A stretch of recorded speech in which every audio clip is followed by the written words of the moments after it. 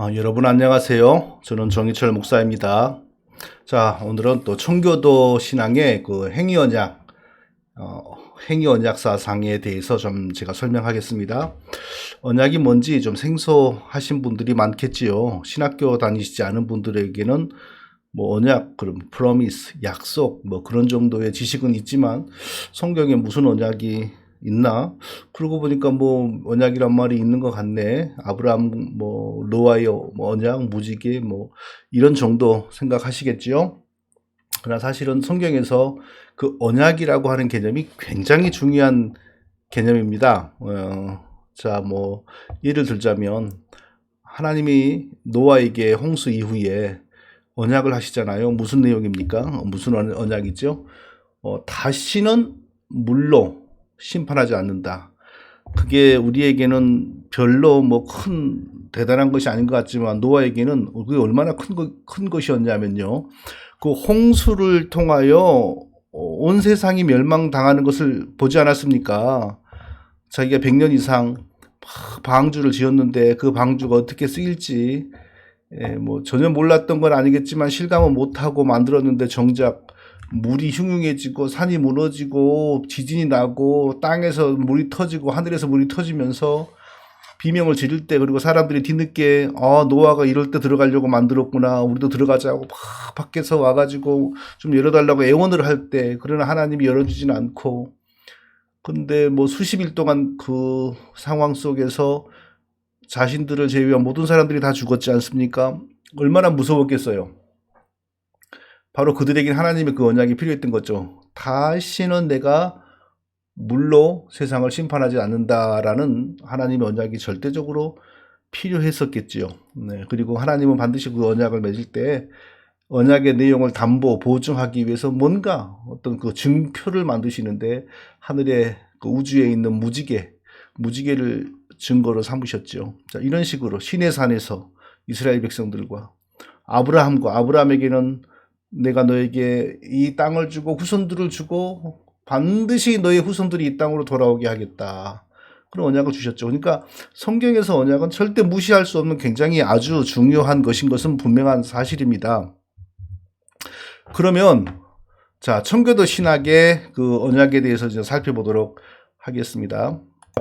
본격적으로 청교도 신학의 그 언약 사상에 대해서 살펴보기 전에 자, 그러면은 지금 아담과 하나님 사이에는 대체 무슨 언약이 있었는가 하는 거에 대해서 제가 설명을 하겠습니다. 많은 사람들이 창세기 1장, 2장 어디를 봐도 하나님과 아담이 언약 맺었다라는 내용은 나오지 않는다. 이제 이렇게 말을 하죠.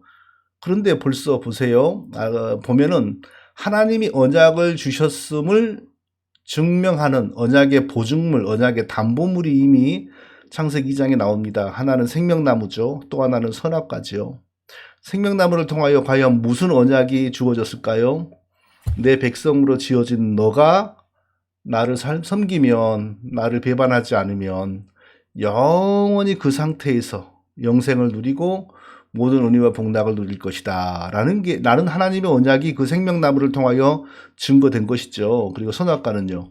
너가 내 백성 되기 싫고 나 섬기기 싫어서 그것도 뭐 오고 가다가 우연하게 생각하는 게 아니라 차분히 결행하고 작심하여서 결단을 내리고 그 길로 가기로 작정을 하고 선악과를 먹으면 너는 분명히 죽을 것이다.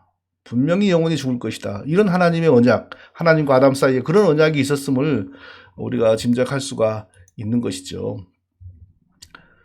자, 성경은 분명하게 하나님과 아담 사이에 언약이 있었음을 말하고 있습니다. 호세아 6장 7절을 보니까 저희는 아담처럼 언약을 어기고 거기서 내게 패역을 행하였느니라. 저희는 이스라엘 백성이죠. 누구처럼? 아담처럼 언약을 어기고.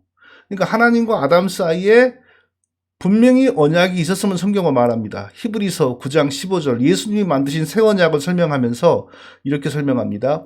그는 새 언약의 중보자시니 이는 첫 언약 때에 범한 죄에서 속량하려고 주구사. 첫 언약 때에 범한 죄, 첫 언약. 그건 아담과 하나님 사이의 언약을 말하는 거죠. 범한 죄. 아담이 하나님께 그 언약을 파기한 죄를 말하는 것이죠. 예수님이 십자가에서 죽으신 이유는 아담이 처음에 언약을 파괴하고 하나님을 배반한 것에 대한 죄값을 예수님이 대신 치르신 것이라고 성경은 분명히 말합니다. 그러니까 아담과 하나님 사이의 언약 부정하면 안 되고요. 그리고 성경은 계속해서 하나님과 자기 백성 사이에 언약을 말하고 있습니다. 언약을 통하여 하나님의 은혜가 옵니다. 그리고 최종적으로 예수 그리스도가 십자가와 피로 우리와 하나님 사이에 새롭게 만들어주신 언약이 우리의 구원을 영원히 보장하는 것이 기독교이고 성경의 가르침입니다. 자, 그러면 이제 정통 올바른 신앙에서 아담과 하나님 사이의 언약을 어떻게 설명하는지 제가 간단하게 설명하겠습니다. 분명히 아담과 하나님 사이의 언약이 있었습니다. 분명히 있었습니다. 이거 부정하면 안 됩니다. 그러면 그 언약의 내용은 무엇이었을까요? 과연 하나님이 너 이렇게 잘하면 내가 그 대가로 너에게 영생을 주겠어. 그런 언약이었을까요? 많은 사람들이 그렇게 생각을 합니다.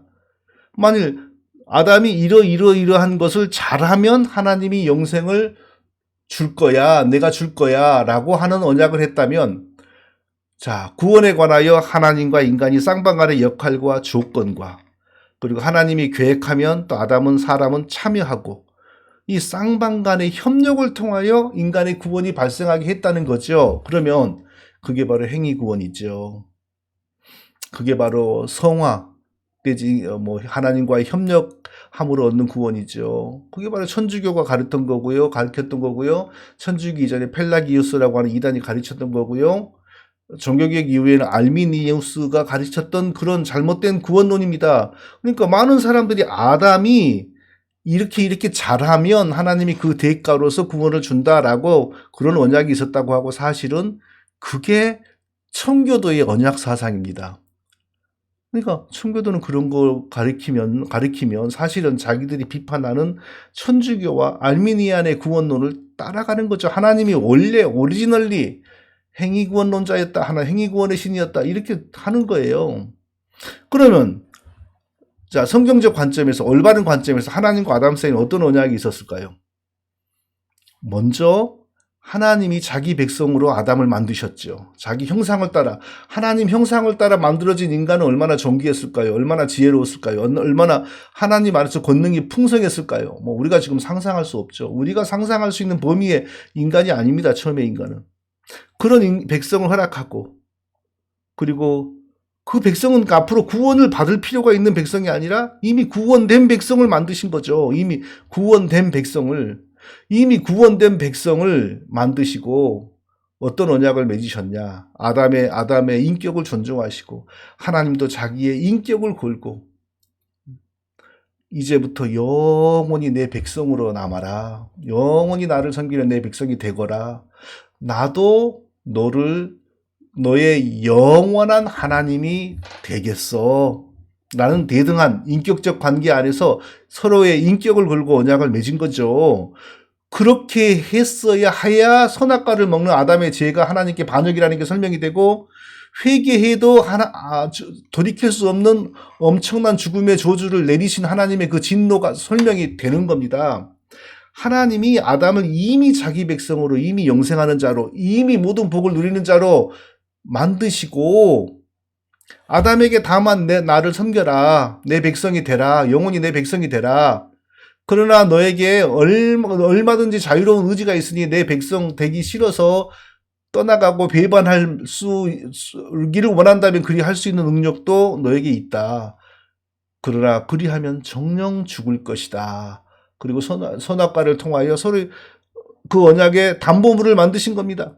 아담이 영원히 하나님 섬기면 영생과 복락이 영원히 그 상태로 이어진다는 것을 생명나무로 하나님 떠나기를 원하여 선악과를 먹으면 그러니까 선악과는 좀 더 의도가 반영이 되는 거죠. 그냥 보기만 하는 정도가 아니고 다가가서 손을 내밀고 뻗어서 따서 우직우직 씹어 먹어야죠.